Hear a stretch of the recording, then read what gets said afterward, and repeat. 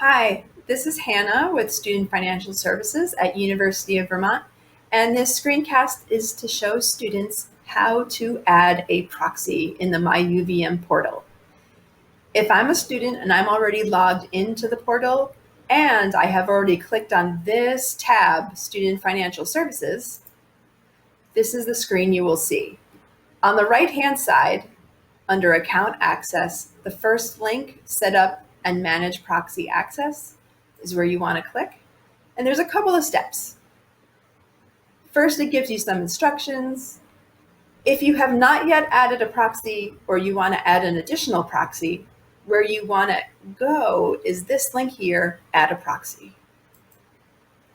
The screen expands, some more directions, and you enter the name as well as the email address twice and Add Proxy button.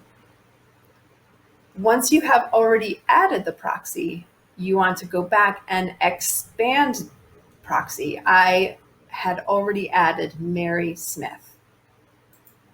And there's two important tabs to process. Once you have clicked expand, you want to make sure you go into the profile tab as well as the authorization tab. In the profile tab, this is where you name your relationship and you give a start and a stop date.